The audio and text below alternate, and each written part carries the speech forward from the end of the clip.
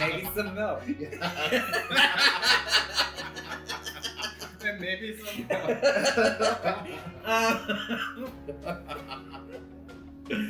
Yes, queen. A lot of things to think about. Like I could pick my favorite meal, but that's not that healthy. What's your favorite meal? Just like chicken and mashed potatoes. Lots of vegetables. I feel like that's healthy. What was the question? But like fried chicken. I should say. I was like, If you could only have one meal for the rest of your life, what would it be? Besides donuts and egg. I know, I like maybe like donuts and street tacos. I could eat those for breakfast, lunches, and they're good. Yeah, there's so many different toppings. Yes. Jillian, what about you?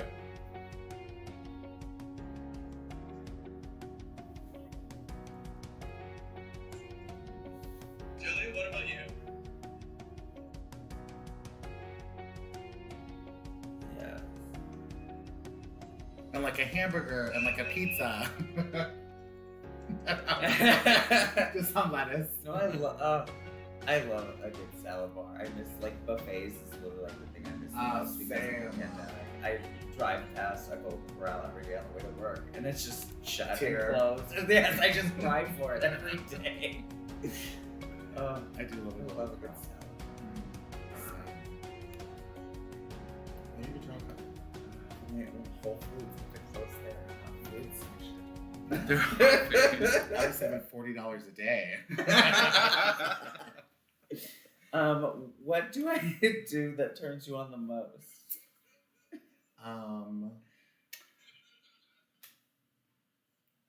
Who's that directed to? I don't know. If you could buy your dream house, what is one weird room or feature you would have? I love that question. I would definitely have like a large play space, like sexually. Like if I had a room with a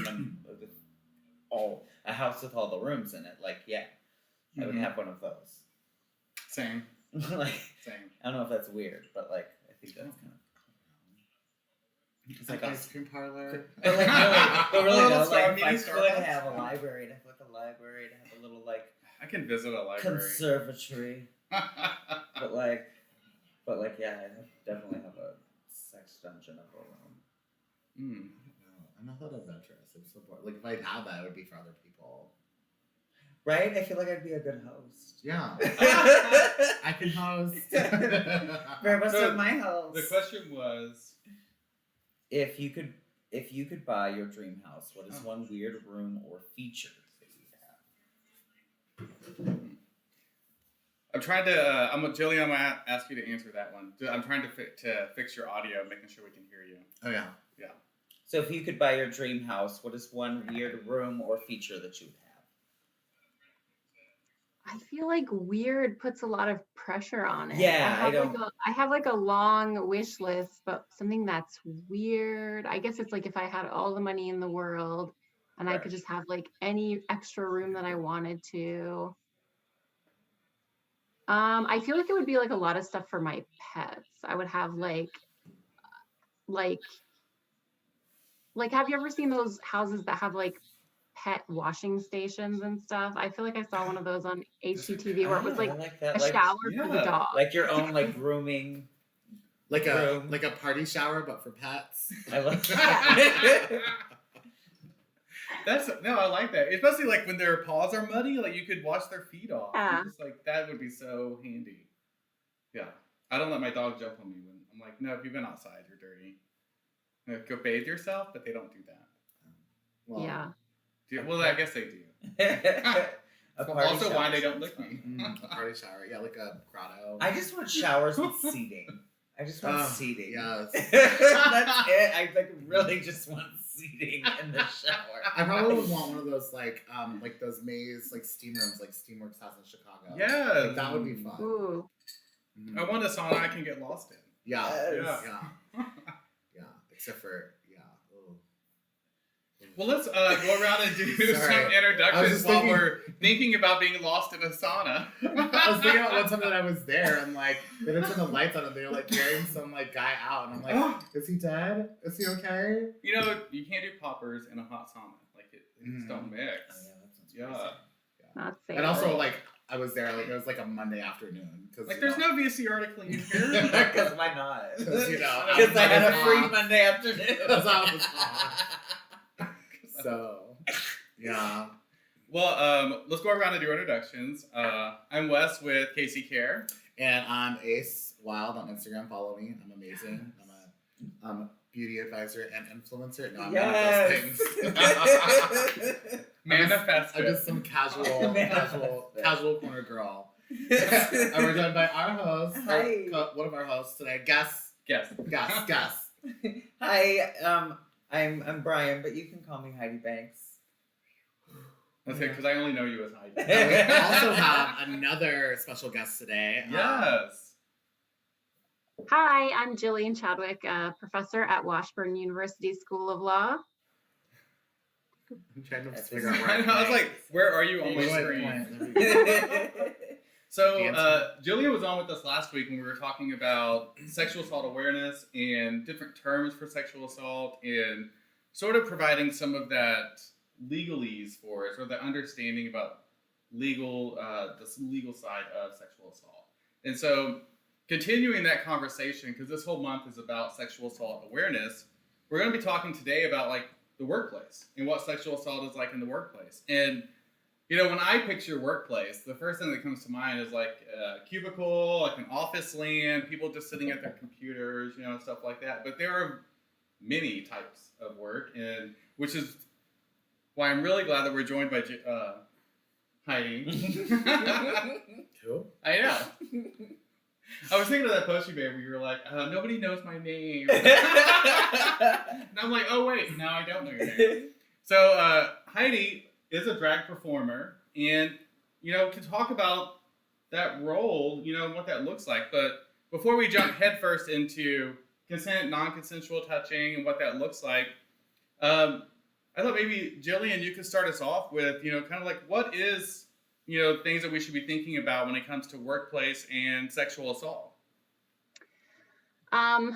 Well, I think there's a lot of things to think about, but one that you touched on is obviously consent and like, you know, depending on the environment, you know, like you said, if it is an office environment, you know, there is a different sort of expectation of the type of behavior that's going to be going on there. And so, you know, the context does matter, but in general, in a workplace, people have a right to be free from being, you know, exposed to unwanted sexual touching, as well as kind of an environment of kind of ongoing sexualized comments that aren't welcome. Like, again, particularly in like an office environment, like at a drag show, it might be a different environment because you know what you're getting into. But, you know, in an office, there can be something called a hostile work environment, which basically is like, you know, somebody making sexual jokes every day that make another person feel uncomfortable.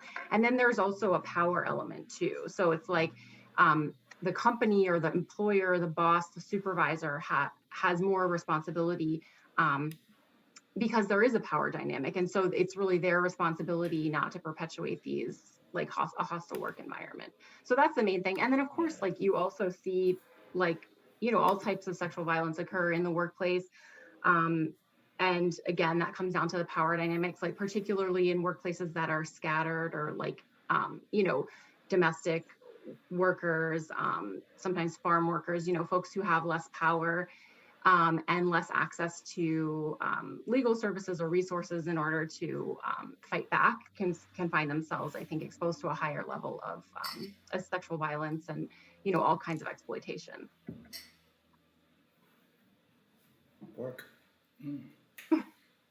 There's a few things there. Yeah. Mm-hmm. So, Heidi, when you're hearing what Gillian is talking about for things to look place in the workplace, like how has that changed for you from like where you started with drag to where you are now? Like what is that, you know, when you first started out, you know, and thinking about, interacting with guests and people who are attending your shows compared to. I think, can we start a little bit too? We're obviously a little bit older than you too, but I think that, what I've heard before in the past is people talk about how, and I think we talked a little bit about last week too, when it came to relationships that were quite a big of an age gap or difference, and how I feel like, queer culture maybe has normalized that a little bit, and how I think that in the past, in my experience, maybe in the past few years, we've tried to denormalize that, like a 15-year-old kid at my age, 14, 15, getting on AOL, meeting some 30-year-old guy in a park, and everyone's like, oh yeah, that's just kind of what happens and how you come out as gay or whatever, and that's been appropriated in our culture, but also it's kind of been appropriated in our culture that oh, this 55-year-old man is going to be dating this 18-year-old girl, and everyone's like, oh, that's fine, when in fact that's not really fine. Yeah. And how we can get away from that segment of appropriating something that clearly is inappropriate. And I think even dragging that into queer culture, because I think a lot of it too that comes along with maybe some of our physical affection in queer culture, where I see it even a lot, even amongst friends, even some people, I'm not a real touchy-feely person personally, but with my close friends I can be, and it doesn't bother me, but then sometimes I've been out and so he's like, hey, and you're just kind of with a group of friends, and they're with a group of friends, you kind of line up and kind of give each other a hug and a kiss, but I don't always feel comfortable doing that with everyone. Mm-hmm. So how that could be perceived as rude when it's no, it shouldn't be rude. It should just be, this is my boundary, and you should respect. People aren't used to boundaries. Yes. And I think also, you guys are slightly older than me, but I think we still came. I was just commenting on what he said it, not me. I was confirming it because it is factual. But It is. But I think even when I'd say my first Pride was somewhere 2005 as a young 18-year-old newly out gay person, and kind of I can't say the way I was introduced to the gay world was very much in a very much sexual, of a sexual nature, of older men who loved the idea of this 18-year-old that just came out and it's my first gay party.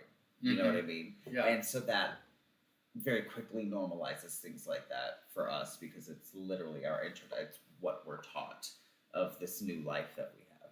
The first thing we're taught. So that sex is the identity for it. Yeah.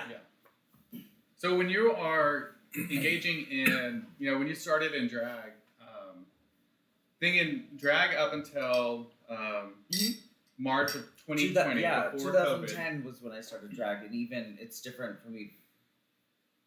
I say different, but I think people are more aware and more bold to speak up on things than they were even 10 years ago. I think in my personal evolution in that time, the character I've created has become a much more sexual character. Heidi is very much that. But I also... Sex empowered. Yeah. Heidi has liberated me as a person, quite honestly. Heidi has been a sexual awakening for me to be That's incredible. More in tune with myself and my identity as a sexual being. With that, I have run into an instance where people didn't want to be touched by me. And it's easy to get defensive, but there aren't any excuses. If someone doesn't want to be touched, they don't want to be touched, period. And the immediate response should be to apologize and and stop touching them. Yeah, there are people here with dollars in their mouths that want you to take them from them. So go touch those people if that's I think there's a lot of That's a really entitlement. interesting way to look at it. Yeah. But also, how do you present that as people that are saying that have said or could say that drag performers and performers like that taking money out of someone's mouth or letting them put it in their cleavage is kind of perpetuating that kind of what is it, consensual, not consensual, touching and well, that's the thing motivation. too. Someone can put $1 between her boobs and I take it with my mouth. It doesn't mean I'm gonna grab her. It doesn't mean she said you can grab my breasts and just shake them around and motorboat me. Like, so there is like, she has given you consent to take this dollar, and that's what she has given you consent for. So like it's reading the room, it's reading the like. I think there can be a sense of entitlement that comes with being a drag queen, especially in Kansas City, which we're not Chicago, we're not New York City, we're Kansas City, so we're this size, and so it's very easy to get the sense of entitlement of being a big fish in a rather moderately sized pond. So I definitely before I've had the attitude of like, you know, when I'm in a wig, I can do what I want, kind of thing. Yeah.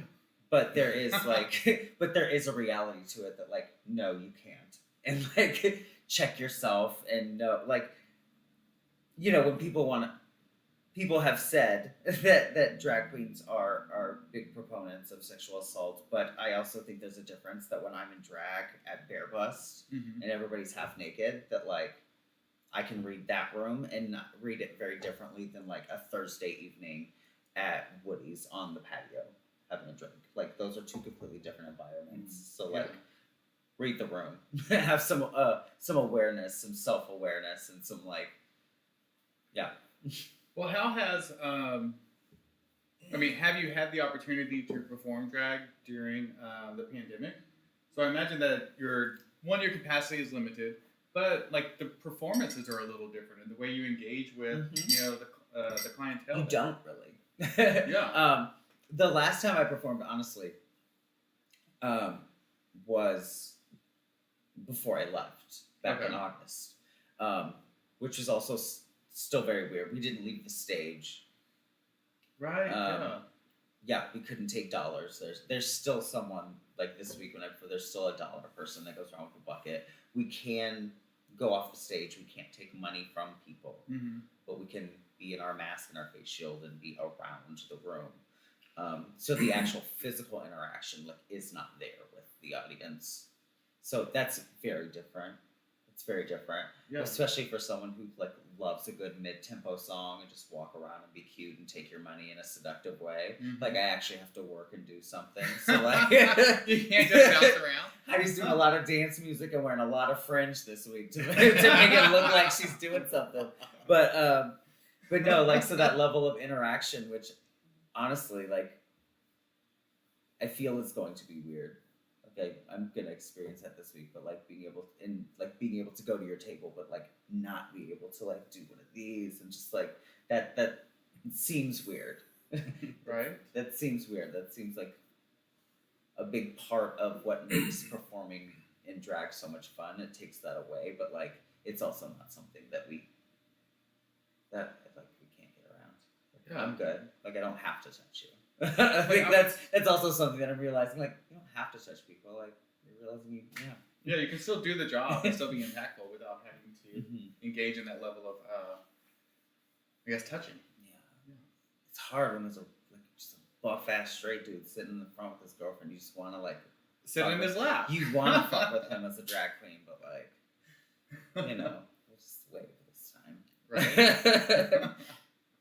But also, and that comes with. That also goes with like drag and consent and seeing different people in the audience that you may find attractive. Like does not mean that you get to embarrass them and do things like I think hosts are pretty good about being like, hey, we're gonna fuck with you today. Are you into that?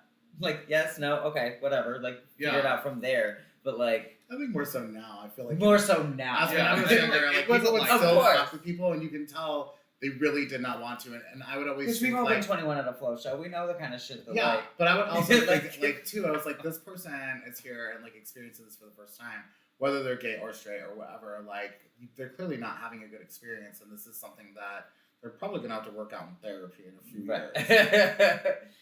Again, just being aware and reading the room. Yeah. Gillian, do you have experience with individuals who, talk about, being in the workplace and sexual assault, whether it be in a bar scene or like a restaurant, or I'm thinking places outside of, your traditional standard, cubicle lifestyle? Yeah. I mean, I think that the issue really is about context and consent. And I think it can all be in good fun if there's a certain vibe that's being created, and there are boundaries and there is respect and people know that they have that, like, no means no, and they can kind of assert their own boundaries, like being a cocktail waitress or, being a performer, whatever the case may be. I think the issue is that when you get into these environments that are intentionally transgressive, people can prey on that and then tell you that it's your fault for being uptight, or it's you're the problem because we're just all here having a good time, and like, why are you being this way or that way? So it's like, it really is about that two-way street, and like, the boundary is this, and if that's respected, then I think there is room for transgressive places and spaces and places where people can experiment and have a good time, whatever that means to them. But there has to be like some autonomy for the people who need to be there because they need money, particularly. I mean, let alone guests, but like people who are there just trying to get you your drinks, like, don't deserve to be like completely sexually harassed. And I mean, I like, when I was younger and went to clubs and whatever the environment was, like, if you went into like a straight club, a regular club, whatever, it was like you would basically expect to be completely sexually assaulted, like as a guest. This is kind of taking a left turn, but like, I'm just saying, like, I do think times have hopefully changed. I don't go to those places anymore, so who knows? But like, I think it's like the defense to like putting, like, basically acknowledging sexual assault and like people's bodily autonomy in these spaces is like, oh, it'll be like, it won't be fun anymore. And it's like, but like, it's not fun if everyone's not having fun, and if someone's feeling like assaulted, that's like really not fun. So it's like, we need to work towards having spaces where people can experiment and come out of their shell and whatever, but like not be subjecting other people to like power dynamics that are like harming them. 100%. Yeah, I think there's a lot of truth that comes with. I think it's a bold statement to say something as specific as like, the gay community has normalized X, Y, and Z, but there is some truth to like you said, the nightclub environment. There is some truth to like, you just expect, I'm gonna, like, women is particularly, I expect to be assaulted tonight. I expect unwanted advances tonight, and there is a very sad truth to that. There's a sad truth to that normalization of like, I want to go have fun with my friends, and in order to that, I'm going to put myself in a situation where a man is probably going to touch me without me wanting him to. Well, unfortunately, I feel like, I think waking up every day as a woman, that's kind of like an expectation. Like, I'm going to probably be sexually assaulted at some point today, whether it's verbally or physically. Like, somebody's going to do some person is going to do or say something to me that's inappropriate, and it's just, that's become normal, which is super sad. And Julian, I see you like shaking your head. Would you agree with that statement? Oh, was I shaking my head? Oh no, which statement? Where Ace was talking about that, women waking up, like, that's just part of your day. There's an expectation that there's going to be some form of sexual assault that might occur throughout that day. I think it depends on different factors, but I think that, like, if depending on the space you're going into or being on the street or whatever. I mean, we talked last time a lot about street harassment, and that's obviously something. And I think like, I for me, like, it really comes down to the power dynamic, and like, because you could also say like, or when I like go into like a gay club or something, it's like people might still touch me, but it's in a way that feels completely different. It doesn't feel like it's the end goal like it's going to end in getting raped or murdered, basically. Yeah. In so many words, I mean, it's like it does feel in good fun, and like, that's my boundary, and other people may feel like they don't want to be touched by anyone, no matter how they identify or what space they're in. But I do feel like, I mean, obviously it can get like too much, but like, I feel like in general, it's like, we talked about like moving someone out of the way by the small of their back or something, like that's not sexual assault. That might make someone feel uncomfortable, but that is not legally sexual assault, and it isn't necessarily a violation. It really depends on a lot of different things. And that's where I think if people are looking to be predatory, they can actually capitalize on that ambiguity and be like, oh, I was just on the metro, like touching your butt because I didn't know where else to put my hand. And it's like, really, like on this whole train, you couldn't find one other place to put your hand. Like, right. but people Like, like that's really prey big. on that. Yeah, they do. And talking about what you've talked about boundaries, and that's the part of this that needs to be normalized. Like, it shouldn't be so weird that someone says, hey, you may not mean anything, but I don't want you to touch me that way. And then your reaction is to freak out, like, whoa, what did I do to you? You've never had a problem before. Well, now I have a problem, and I'm letting you know that, like, actually, it's not a problem. Just please don't do that again, or it will be. Yeah. You know, and it should be normal for people to be able to say, hey, I know we're in a bar environment. I know we're in this space, but like, maybe don't touch me like that. Yeah. Like, that should be normal. That shouldn't be crazy. That shouldn't, like, we shouldn't turn that person into the villain for saying, don't touch me. Totally. And you said that before, like, you know, it's like, your reaction, if you didn't mean any harm by it or whatever, it might be like, it might hurt your feelings or just feel bad to get that feedback, but it's like, we all have to kind of get over it and be like I don't know, it reminds me of I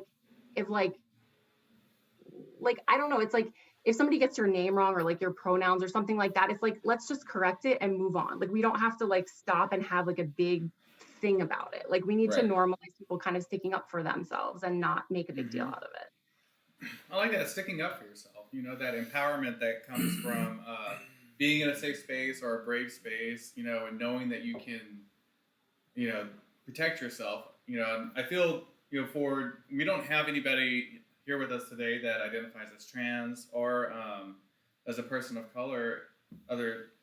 We don't have a black individual or. I'm a person of color. I know. I was like, Ace counts.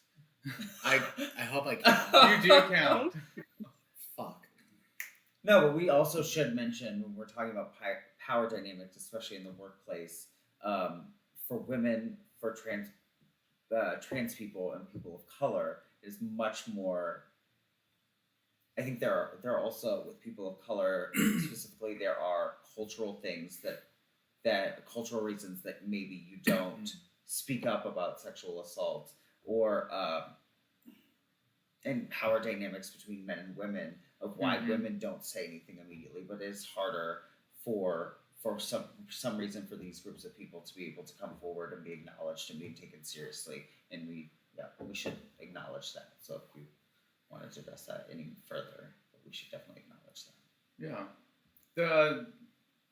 The place I was trying to get to with that was like, you know, there's, as a marginalized individual, you know, and you're in a space that is primarily white or white owned or something like that. If you are sexually assaulted, you know, who are you supposed to turn to? The white individuals who are the person who did the sexual assault, and you know, like, how does that?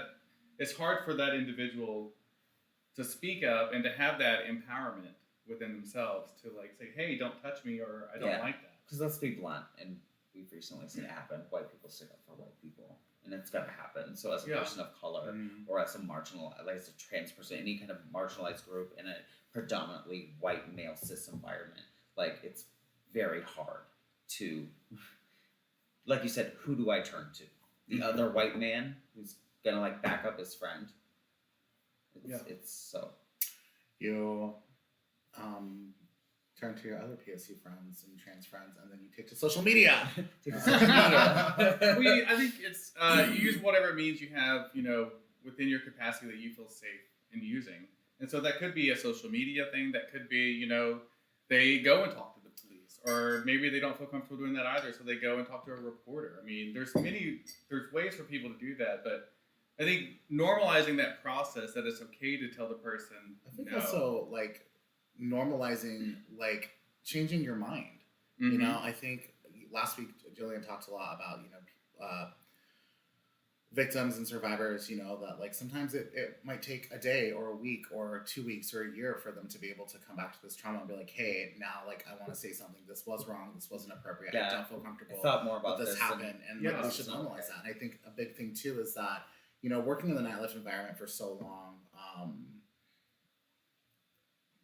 it definitely has changed my perception on a lot of things. Sex being one of them, touching, things like that, and I think I just kind of want to bring it back to even bare bust.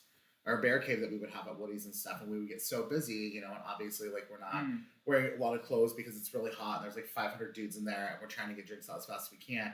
And working in the corner, like I would have people constantly grabbing my butt, whether it's to get attention, whether it's to cop a feel, whether it's to try to get a drink, whatever. And I would have to be like, don't touch me.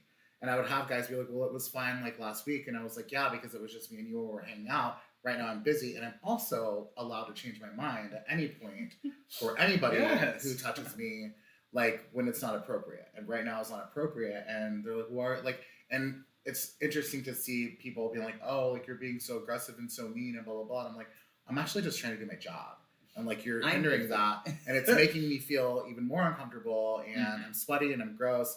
50 people are yelling at me, and here you are trying to stick your finger in my butthole, which is not correct. Like, yeah, despite environment, I am coming to work to do my job, and I should not have to come to work and expect touching. And also too, I think like in sexual relationships, like with hookup culture, like it's I'm not ready. I know, like I may hook up with you, like I may meet you and we may hook up and have an okay time, but then it comes again, be like, well, we've hooked up before. That's great. I don't want to do it again. Yeah. And then people get so upset. I'm like, you're allowed to change your mind. I'll decide whether or not I want to say hi to you when I see you out in public. You're allowed to Like, change I'm your just mind. saying. You're allowed to change your mind. But I really want to bring it back a little bit to like victims and survivors and stuff. That you're allowed to change your mind. You're allowed to take a Sierra 1-2 step and think about some shit and be like, you know what? Wait a minute. I don't feel comfortable with this situation, and I can say something, and I can do something about it, and I will be vocal. Yes, and a more specific like example of that is when someone that you have to work with sexually assaults you,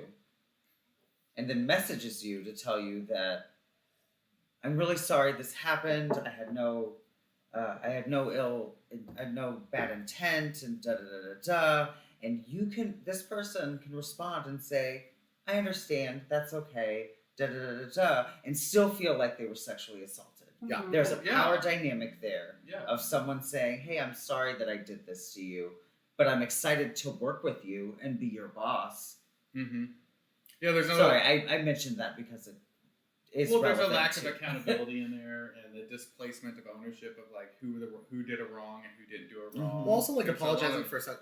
Just like you can't rape somebody and then apologize and think that you're good and that the trauma's gone and the incident is like gone under the rug or been brushed under. Like no matter what the survivor or victim may say to you, like they're allowed to change their mind. Like I think that's just where I stand on those things. Yeah. Jillian, what do you think? Yeah. Well, I think like Heidi's point about like the apology can actually be, who is the apology for? Like, is it for the person that you hurt, or is it for you repairing your self-image and using the power dynamic to further that? Because what is that person supposed to say if they work for you, or if they have less power than you for whatever, various intersecting reasons, like then they may not, it's okay might be the only way that they feel like they can respond, but it may not reflect how they actually feel. And I feel like apologies is like a whole other topic that I think is so worth having a conversation about. And I think about this a lot, and like, what does an apology look like? And like, how can we have like a restorative justice type model for sexual assault? Because like, I have seen, like people make mistakes, people make bad choices, people do things that hurt other people. And then how do we deal with that? And I don't think we should ever force that on a survivor. Like, particularly again, it's like if you rape someone and then you're like, oh, sorry, like that's like can perpetuate the harm in so many ways. But, like if someone says like if they're grabbing you to get your attention at the bar and you say, can you stop? And they say like, oh my God, I'm really sorry. Like, that can actually be like a restorative experience. I mean, I'm not speaking for you, but when someone hurts me or does something inappropriate to me, and then I can say, hey, don't do that. And they say, oh my gosh, I'm sorry, like genuinely respond in an appropriate way, then that actually like can really transform that whole experience and be such a positive thing. And I feel like, it goes along with kind of not being offended when people put up a boundary, and also being able to say like, to really take in feedback and then actually respond in an appropriate way. That's, not about you feeling better, but about helping the person you hurt. I think that's a good point. Like, it's not about you, it's about helping the person that was hurt. And, where does that apology come from? What's the intention behind it? And it's hard to gauge that, and what someone is saying or doing or why they're doing that. So how do you to gauge the apology? How do you gauge that? Like, how do you know if the person is sincere in I think that it's way? just individual. Like, I mean, it's just, I feel like apologies too are just like anything. Like if, I mean, I accidentally spilled like red juice all over that shirt and it's your favorite shirt and I apologize. Like you have an opportunity, whether you want to forgive me or not, that really has something to do with me. And I think that's all about you because that was done to you. I don't know. I think it's just like each individual. And I mean, I think that we're all capable of like telling somebody that apologized to you that it's okay, even though like it's not okay. Like you fucking love this shirt and you're an asshole, you clumsy bitch. But sometimes you're just like, it's okay, it's fine. Yeah. In the moment while I'm here at the party, we're gonna say it's fine. It's fine. When I think about it later when I get home, I'm gonna be so really pissed. upset. And we may not have any other engagement. And if we do at some other party, I might see you. I may never go near you. And you're like, I don't know why is Ace mad at me? No, like no, I'm afraid of you. I'm done. I'm done she spills drinks. I don't want to be near her. Yeah, right. Yeah, I don't. Yeah. What about? I mean, apology can't be like a get out of jail free card. You know, it can't be like, oh, I can do whatever as long as I like sound sincere when I'm apologizing. I think that's why like a lot of survivors are, you know, default skeptical because it's like, you know, it needs to not feel like it's just about like excusing what someone did. You know, we're it's Catholic. a real process. Yeah. We can't just do stuff and then apologize to Jesus and be fine. We're still going to heaven. That's like a scapegoat religion. Okay. Yeah, it's 100%. Yeah, I remember thinking as a kid, I was like, you mean I can do whatever I want and then I go in that wooden coffin that stands upright and talk to some old man and then he tells me like to pray some things and then I'm good? Oh yeah, I'm going to do that. I sucked 27 dicks this week. How many Hail Marys do I need to say? And I was just thinking, and you need to get tested. That was her Monday off at Steamworks. So Getting lost in that sauna. Yes. Yeah. Well, I'm thinking of like legally, like what if, you know, you've been sexually assaulted, the person apologizes, you tell them, okay, you know, I accept your apology, and then you change your mind, you know, about that. Like, can you, like, how does that play out? Like, is there... that's a great question. Can you like do the that? legal Like, side of that? What's like, the legal side? Because Especially obviously the defense would use that as like, they said sorry and you said it was okay. So how would you on the other side? Yeah. I mean, if I was that person's lawyer, I would say, what did you have to be sorry for? You know what I mean? Like the facts are the facts, which is like, if, you know, I mean, I don't want that to stand in the way of anyone apologizing. I feel like the legal liability and like what's right to do don't always match up. But like, you know, if somebody says like, I'm sorry for hurting you, and then the survivor says it's okay, or I forgive you, or something like that, that has nothing to do with what actually happened. Like, that's not really related. I mean, for me, it almost proves that something did happen, because I mean, an apology is an admission of guilt. And I feel like that's part of what people are afraid of. You know, they don't want to admit responsibility and they don't want to get in trouble or whatever. But it's like, I mean, at a certain point, like, you have to take responsibility for your actions and like decide that being a good person is more important than like, you know, protecting yourself at all costs. So I don't know. Some people never see that. Yeah. Some people don't care about being good people. I've realized this.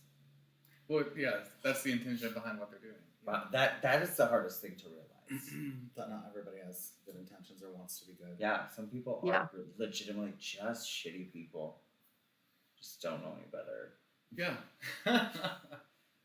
Or like really broken in ways that you aren't going to fix, you know, that you being around them isn't. Because I think that's the other thing that sometimes people fall into. This is more in like a domestic violence type situation or just like a toxicity relationship, is like, oh, like this, because you want to come from a place of empathy. So it's like, oh, this person's not like a shitty person. They're just broken. And then it's like, oh, I can fix them. Like, you know, and it's like sometimes that's like not, you know, you shouldn't have to like hurt yourself or let somebody hurt you to fix someone else. Like, let them, everyone needs to fix themselves. Basically. Right.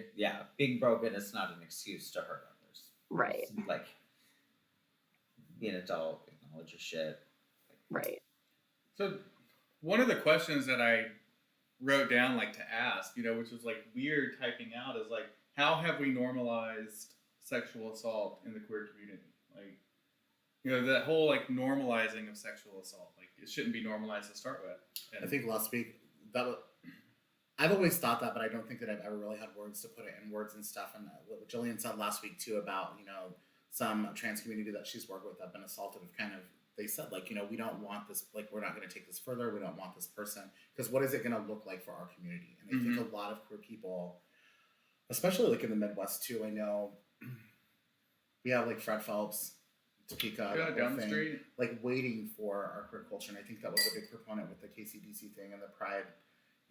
Like what is that going to look like for us to see some potential misdoing in our community and then call that out in our community? Because it pretty much just gives ammunition to a bunch of conservatives and right-wing people to let, be like, oh, we don't want to prove them right. Yeah, we don't want to prove them right. We don't want to give them any more ammunition. We've been fighting so hard to like, get that equality and to get marriage and to get rights and to get all these things. And it's so difficult. I think that in ourselves we've kind of go ahead.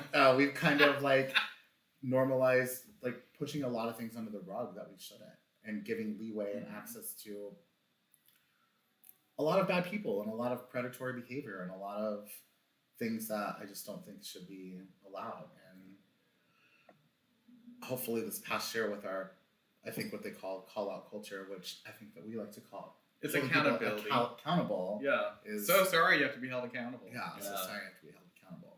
I'm not really sorry. Sorry you did something bad and someone right, said so something like, about that's wrong. You shouldn't do that. Yeah. That's called accountability.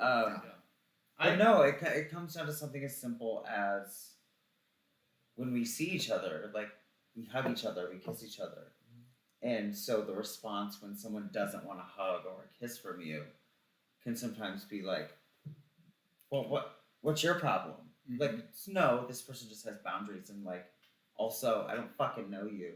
We hung out at the bar at the same time one time. Just because we're friends with friends don't mean I fuck with you. Yeah, I fucked with your friend, not with you. And I don't want to kiss on the lips. Don't touch me. Yeah, 100%. Yes. I don't want to kiss Sometimes you I most may of the not time want I even meet after you. knowing. Right, just saying. I can meet you a Just lot of because I times. kissed you 2 months ago doesn't mean I ever want to kiss you again. Yes. I think what I want to touch on is what you were just talking about and what Gillian touched on last week, about that not letting, the rest of the world know about, the darker side of the queer community, or, what our issues or problems or gay divorce or whatever you want to call it. I am the complete opposite of that. I'm like, it highlights how we are like everybody else. Like every other We community. have issues and problems, and we struggle just like everybody else struggles. Sometimes I mix my whites in with my darks when I wash my clothes. Ew. I You know. monster. Sometimes it says dry clean only, and I'm like, slightly have barbaric, that, and just wash it. I'm like, I don't care.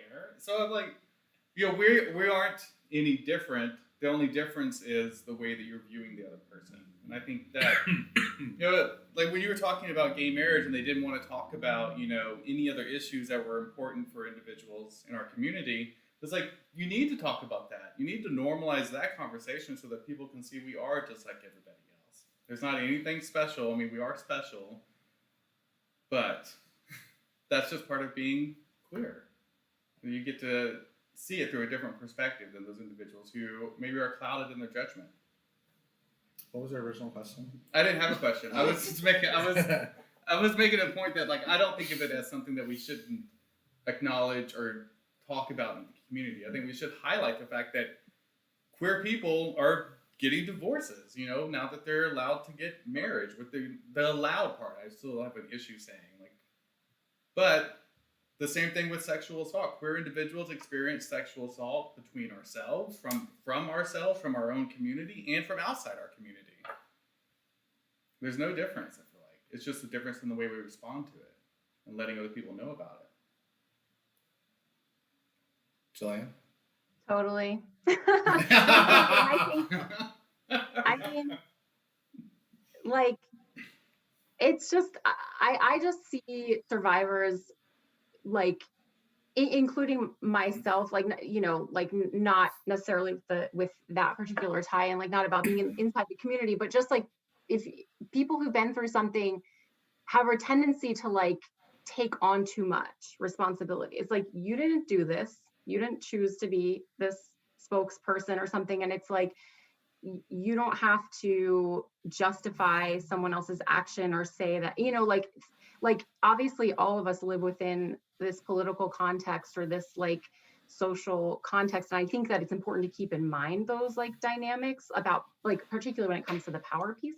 But like, it's not on survivors to like save the community by pretending that things didn't happen. Like, that's not helping anyone. It's just actually making like the community unhealthy, really. I think it's important to air things out and speak the truth, and sometimes, and it's the fault of the person who perpetrated, like that's who should feel bad about bringing shame on the community. Yeah. It's important to unbox things. Yeah. And hold people accountable. And It not is. blame people from other institutes for something that somebody at another institute did. Yes. That's exactly right. I think that's I just can't hit it more hard than that. I want to talk, like, how do we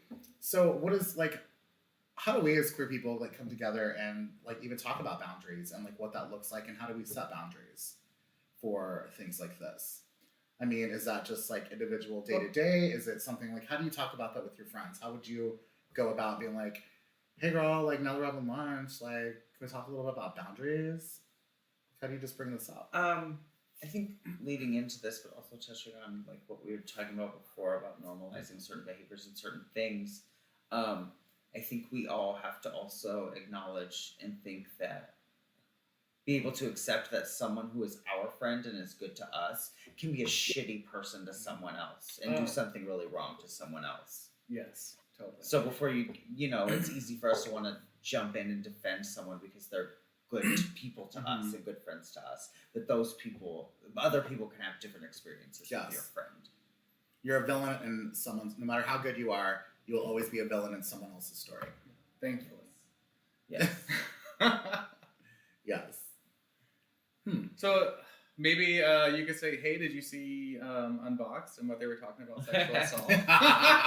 That'd be a way to start that conversation. There is most certainly and I hang out with a lot of straight people, so I don't know. I can speak for our community. I can speak for our community. Yes. I think there's definitely a generational difference in a lot of things, and I'm sure that is common for everyone. But like when it comes to specific things that we've normalized, and it's funny to see on Facebook like 50-year-old queens and how they respond to things and certain posts that they make about what young kids are doing and how young kids are behaving. A lot of it has to do with cancel culture. A lot of it has to do with what we did.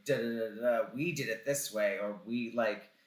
There's definitely a generational difference, and I think that younger people need to be respected as still, being adults and having a voice and being able to tell you, I want to be treated this way and I don't want to be treated this way, and I want you to use these pronouns and call me this name and do this, and it shouldn't be outrageous to like ask that of someone that you're interacting with. If we're gonna sit here at the same bar and have a conversation, you're gonna call me by this name, you're gonna treat me this way that I want to be treated, or I'm gonna walk away. And like that doesn't make you an asshole to say all those things to someone. Thank you. That's been my whole life, and everyone's like, "You're such an assole." I'm like, "Don't touch me." Like don't want to be spoken. I just don't want want to to be. touch me. And especially the older you get, because I find like as a someone who's almost 34, like I am not. I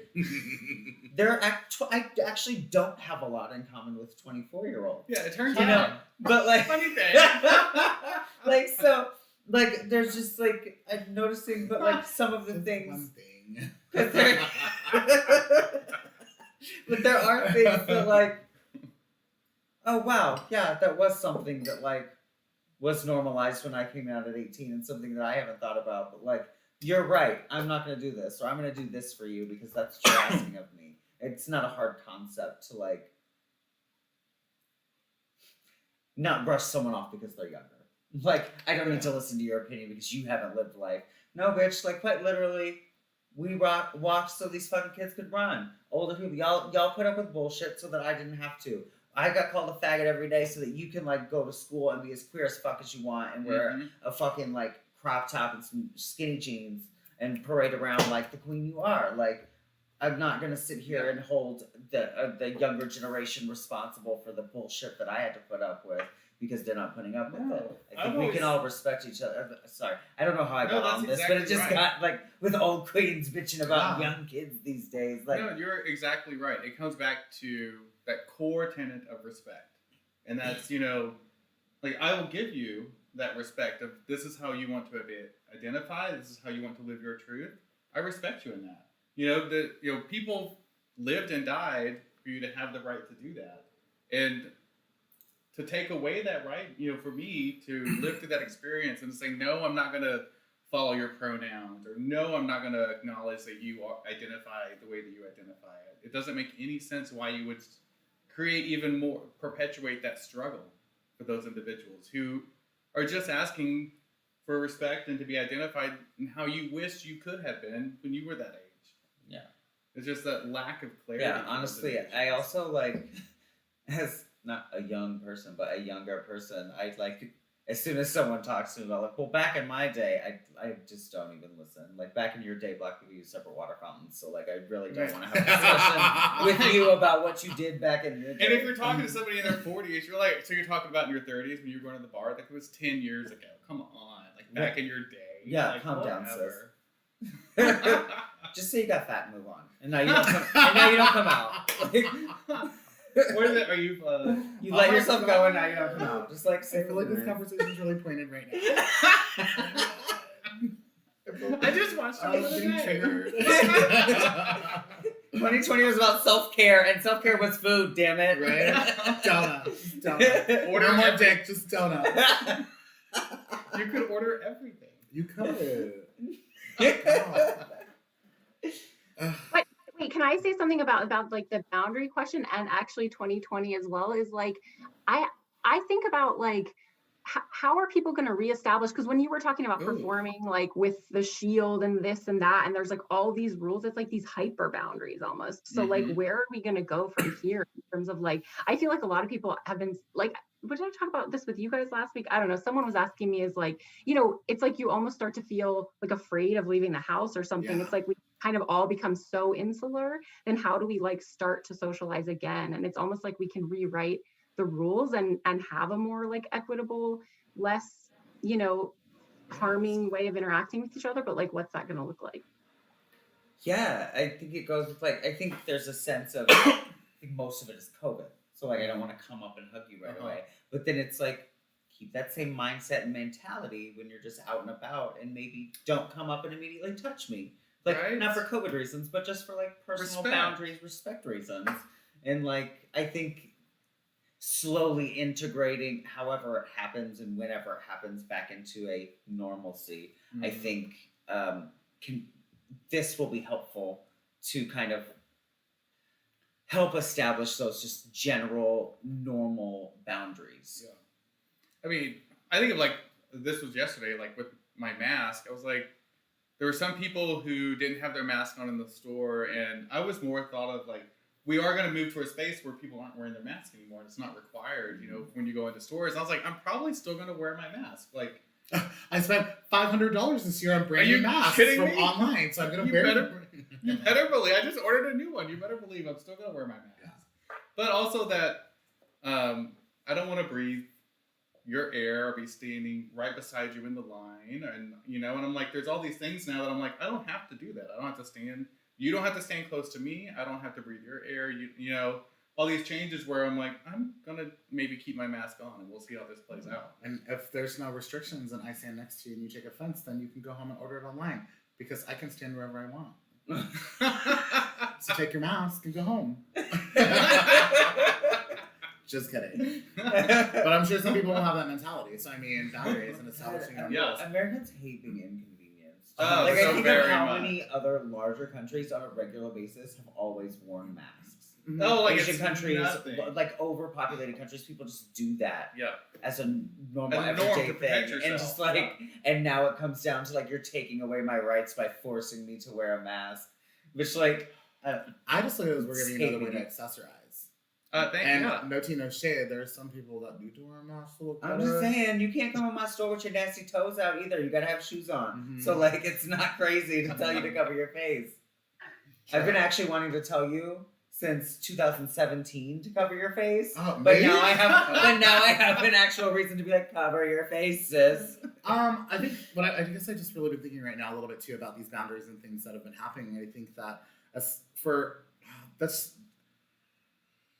would just say for queer culture, I guess. I mean, being one of 6 queer spaces, it's like a bar in Kansas City, working for Woody's. I think that we definitely took up the torch as an institution to set boundaries and to identify rules that I think that I feel like came really just organically, just because there was another counterpoint in the city that really wasn't open to a lot of transgender humans, wasn't open to a lot of POC humans, wasn't even open to a lot of female identity presence being in their space, even though they called themselves a gay space, queer space. Yeah. And so I think that Woody's in itself just kind of made sure that not only were we going to be a safer space for all of the sector of the rainbow, but also a big part of that was making sure that we were stopping people that were coming in from misgendering continually, from mispronouncing, from even saying derogatory things that could come off hurtful. And it wasn't about cancel culture at that moment with the queer people that were coming in. It was more about like, hey, you said this X, Y, and Z to this sector. Here's a teachable moment, and I'll give you this leeway. If you want to apologize, then you're more than welcome to stay, but you need to learn from this. But also, if you're not willing to abide by, helping keep this place a safer space, then you need to go. So I think a lot of establishment that needs to go on right now in our community with boundaries needs to be these institutions like Hamburger Mary's and Woody's and other counterparts, making sure that from the jump at the door that they're letting people know that we love you and we're glad that you're here and you're a part of our family. We want you to be entertained and be successful tonight, but also making sure that you're interacting with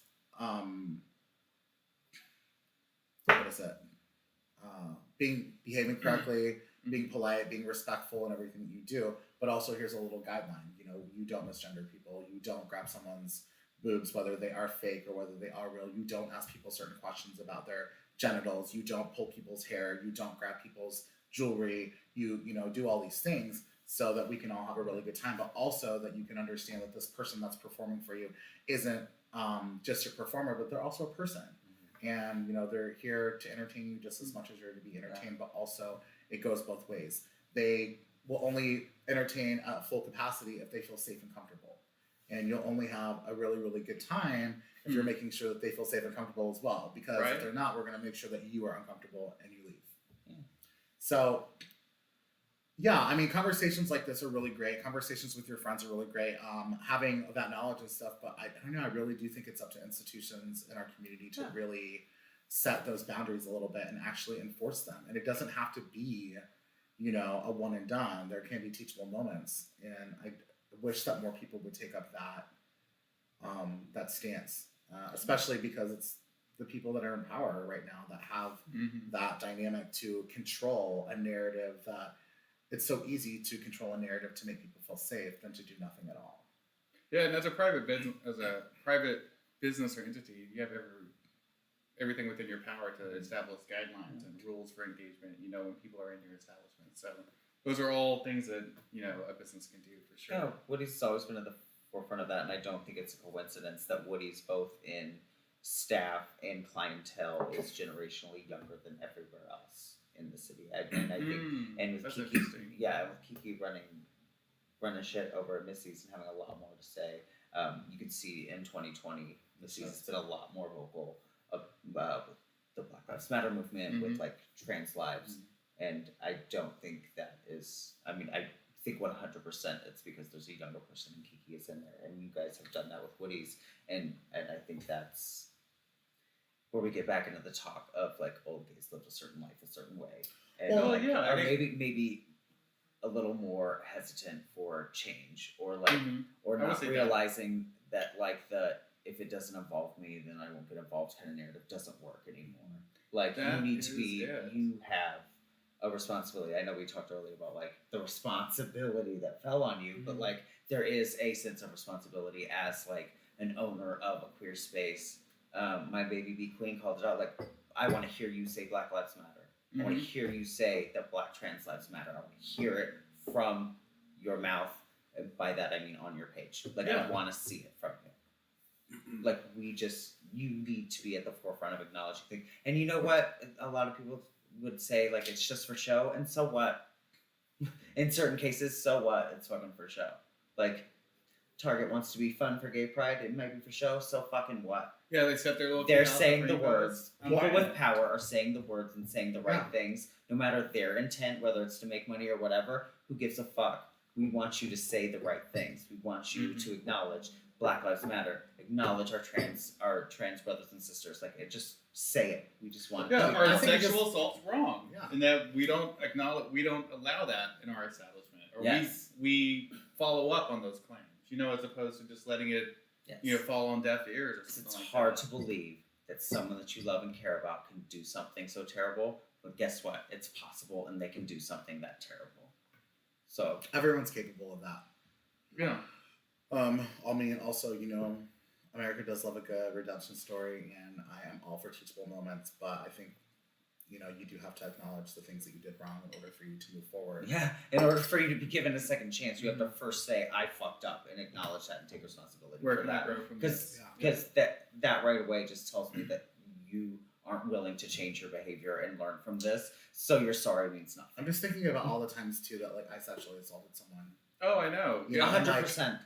I was thinking And of all that the times you I had wasn't as well. called out on it. Thank you. No, but like either you were called out casually, like don't touch me, or nobody said anything, but then like danced away. Like there's all these things, and it's really easy to sit there and be like, oh, all the times that I was sexually assaulted and all these things, but also like I've done a lot of those things to Oh my people. gosh. I have been in a position where I have been I've touched somebody, feeling the vibe in the moment in my world, and like done things that maybe someone wasn't on the same page. With, That's really hard to acknowledge, but like everyone has to do that to be able to like know how to move forward and how I should behave. Like, you need to be open to like acknowledging your own faults and moving on from there and apologizing for and them, apologizing and understanding where you went wrong and how to correct that behavior. And like we said, our apology is not. It's for not us. the It's end. not for It's but not the it's end. also like it's not for you.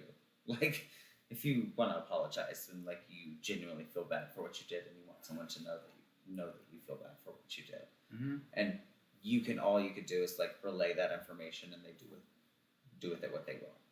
Yeah. They're not required to be your friend after that. No, they're not. They're not required to accept that apology. They're not required to even acknowledge it. It is what it is.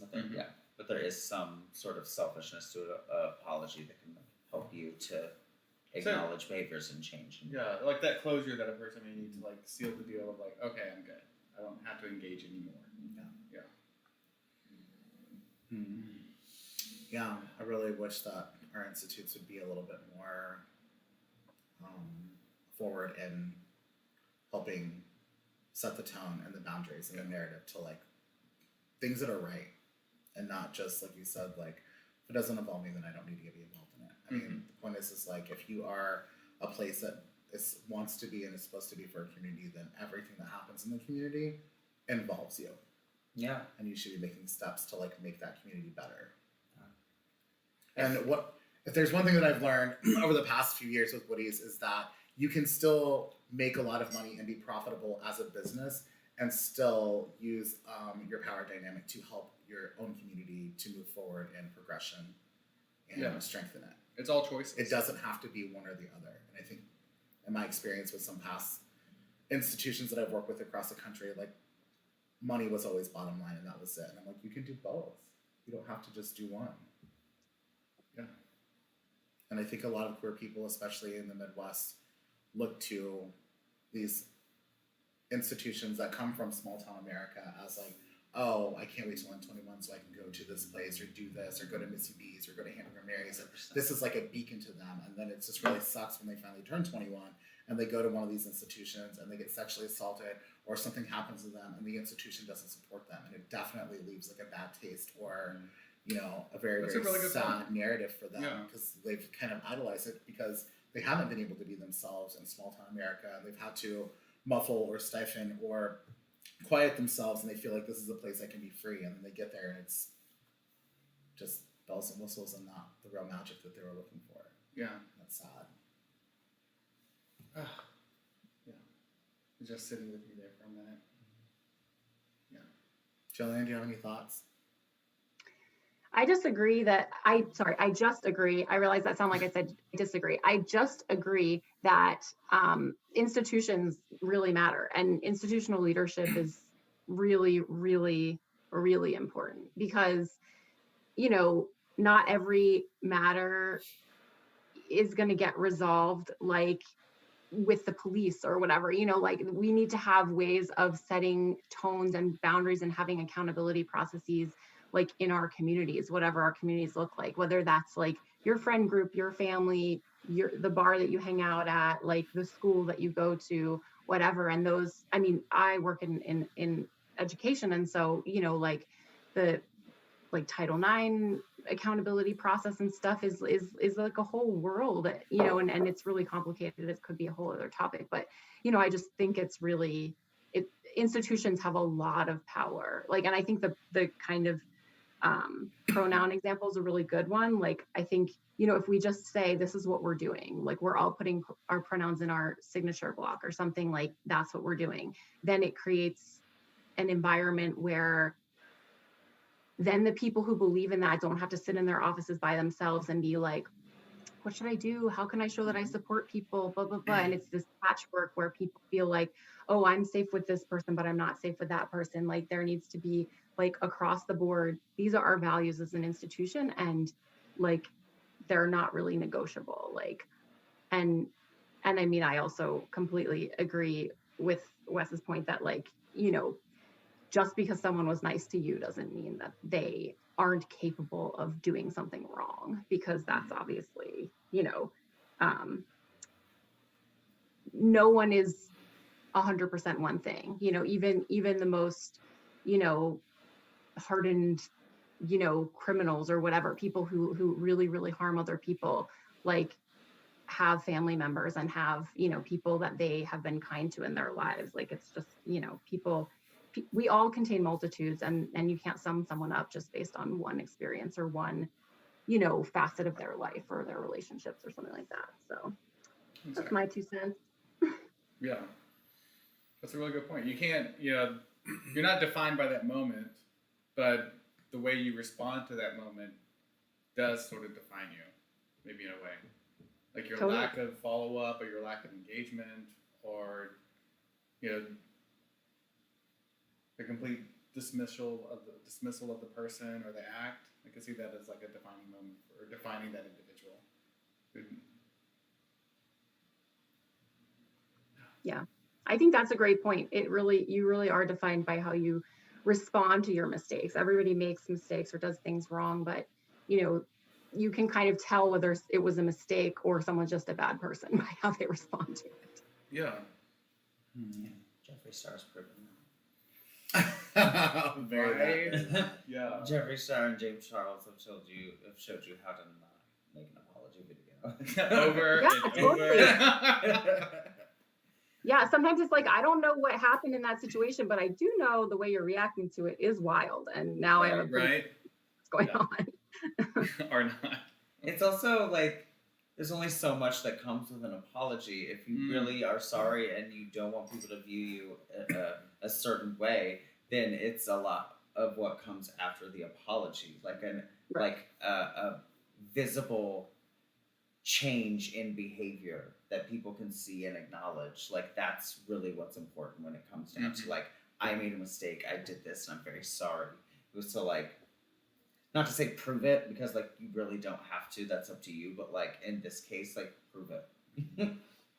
You should want to prove that. You should want to prove how sorry you are by making a visible change in your behavior. Yeah. Which sometimes can just be stepping down from your position and like allowing someone else to move in, taking yourself out of a position of power to Yeah, just take a step back. Yeah, I think it's like you go to a workshop, you go through a training program, you do something to accommodate, what happened and teaches you a space to learn, Take down fake Twitter accounts. Yeah. Whatever it is. Whatever your thing is, yeah. I'm just saying. But there are consultants and organizations that come and do trainings and like help people get better. And, like you can do that proactively. You can do that retrospectively or whatever. Like, I think that's what leadership is like figuring out how to kind of process things and move forward with it. Yeah. As we move on, because we are coming up to the end of the hour, next week's show is about those virtual spaces and what sexual assault looks like in a virtual space. And that may be a hookup app. It may be, your Twitter feed. It may be something. Text message. So email. So that's what we'll be diving in next week. What did you say? Tinder. Did you swipe left or right? AOL chat. AOL chat. Manhunt. Oh, those are dead. Get.com, sis. Get.com, sis. Honey oak fish. Farmers only. Yes. Plenty of fish. Instagram. Live stories. Yeah. TikTok. Snapchat. Ooh. Snapchat's a good one. I've seen a lot of unsolicited dicks on Snapchat. Which is why I don't have Snapchat anymore. Because I know, it's crazy. I got that's the only reason I have. That's why I don't. I didn't want to see that anymore. I'm good. It take last 8 seconds, but screenshots are right. No. Hashtag no screenshot. Call me old fashioned, but when I meet somebody, I don't really need to know what they look like completely naked. I want like some little bit of mystery. Yeah. So it's like I'm already in a relationship, so I don't care about your personality. I'm on Snapchat. I only really want one thing from you. Sorry, this went somewhere I was else. like, Heidi, can you tell us where people can find you and if you're going to be performing while you're in town this week? Did you just get here today? I got here last night. I put on Facebook that That's what I heard. Did you I got go in, but trivia? I'm tired, so I'm not really here. Did you go to Bear Trivia? I went for a minute. I yes. heard you were going to be there. I was like, this girl. Well, I mean, you're Queen of the Bears. I did. I must just be. really wanted to go see Larry. I have to see Larry. But yes, I'm all over the place this week. This turned into a work trip. But tonight I'll be at Mary's at 7 for the Broadway Babes. Babes on Broadway doing Broadway. Nice. And then Friday we're at the Widow and Them show at 7 and 9. You're not doing anything Thursday? Oh yes, I am a guest. I'm a guest judge and performer at Rock the Mic. Oh! Yes. That's So fine. yes, we Hosted by Jenna Stanwyck? hosted by Jenna Stanwyck. So great. Friday, Widow Mary's 7 to 9. Saturday, Missy's at 10:30, and then I've got the brunches. Oh my goodness. Sunday's a big day. I've got Sunday. brunches, and then All over the place? Hangover at Queen Priscilla's, and then Missy's that night. So Damn! Okay, girl. yes, ma'am. Butts and butts. She came back to do some things. No, listen, it's like Booked and busy? I am that person. I'm just like, how much work and money can we make while we're here Yes. to make up for the fact that the plane ticket and the Airbnb. I got an Airbnb because she wants a little freedom, and it's right across from Woody's, sis. So I'm just saying the train doesn't have to travel far. Just saying, and you're just like right across. It's right there. It's good. Wow. No, really. I put a lot of pressure on myself to come back as a more responsible person because I am. I'm domesticated now, sis. Yeah, I am like you felt. I am like Like you shouldn't have bought I the own area? 4 pairs of khakis. Light tan, brown, black, and blue. They make a difference, right? The light tan and the Yes, dark they tan. do. I own 4 pairs of khakis. You're a different woman in each of them. I am. But I'm literally a soccer mom without the kids because why do that? Why waste money? Right? We have 2 disposable incomes, so why waste it on children? But yeah, it's such a weird life. So I'm coming back. I've overpacked for things. Oh, so my lucky scare was so terrifying. Yeah, your text yesterday about that, I was like, yes, but I've been checking. I got it's there. I'm That's good. great. I have my That's stuff, good. but I've overpacked. Have everything. I'm used to being that bitch that will ask to borrow something because she didn't bring it, and I'm not gonna be that bitch this time. She is a new woman, honey, a new woman.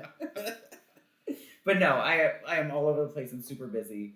So I hate to be like that person that's like, if you want to see me, you have to come out. But like, you kind of do. I'm only here for a week, and like, you kind of do. So they can find you on Facebook, Instagram. Oh yes, Instagram. It's House of Banks, Haus, and Banks with an X, not the KS, because Boomer Banks already took House of Banks with the regular way. So rude. Yeah. Rude. Yeah, House of Banks on Instagram. I'm on Facebook under Heidi Banks. I probably won't friend you though. Don't friend me on Facebook. But follow me. Listen, another thing as an older woman, as you get older, like you are less less likely and less like inclined to like just friend the random people that you met that one night. I don't do that. Because in college it's like, bitch, let's be friends. We met drunk at a party one night, and then like 5 years later, you're like, who is this person, and why does she think I care about what she's eating today? So now I just like have gotten to the point, and I literally, if I don't know you, I just don't friend you anymore. I got to a point where I was just asking people that I didn't know. I would message them like, do Black Lives Matter? And that was literally how you had to answer that correctly to get for me. But listen, you save yourself a lot of trouble that way. Yeah, wow. But now I just don't friend people. I don't know. But follow me on Instagram. I will follow you back. I am that person. I will follow you back. Oh, that's nice. So there's a few things going on this weekend. So definitely check out Heidi somewhere. Everywhere. She'll be at your dad's house. Missy's, Hamburger Mary's. Oh my gosh, at your stepdad's house. Just kidding. But yeah, and also Kansas City's great, and the weather's supposed to be nice. I'm in shorts today, so like go sit on a patio somewhere. Like, yes, queen. Yes. Well, thanks for having me. I know we got thanks off for talking about a lot of no. Well, I mean, sexual assault's a heavy topic, so we really thank you for coming on and having this conversation with us. And Gillian, thank you for coming back another week and spending time with us. Yeah, I love you. Of course, yeah, I love hanging out with you guys. It's great to meet you. Thank you. Yeah, nice to meet you too. I'm gonna follow you on Instagram. Yay! So don't forget, next week we're continuing the conversation with sexual assault over virtual and the virtual spaces and what that looks like. Our guest is going to be Montana. So Montana has Spicy Moon Foods, who was on earlier this month. So I know I really hope he's coming on. I hope he brings donuts and cupcakes and all the fun stuff. Yes. Yeah. Oh, should I have brought donuts? No. No. Here's the thing too. Normally, like I have food for us and snacks and like whatever, but like I'm leaving right after this for the weekend, and I won't be back until Monday. So like I like made sure this week that my refrigerator is bare, and I know there's 2 little watermelons, but I'm taking those to my aunt. So like, I would have chopped them up and we would have had them. I mean, I have chips, but like no dip, and I have half of everything and it's just Sorry, normally we have snacks. I'm totally fine. That's fine. I'm so sorry, but I'm like I didn't want to because. The last time I did expect a charcuterie board. Well, the last time that I left or whatever, I told Jared, I was like, hey, there's some stuff in my refrigerator. Will you make sure that you eat it when you come and hang out, do my laundry, water my plants? And then a month and a half later when I got back, like there was rotten food. I was like, fuck. It's like, oh, I forgot. Also, I'm that bitch now. Like, I love a good charcuterie board. Yeah. Right? Of course. I'm really just taking on Christopher's personality. His personality is khakis and charcuterie, so like...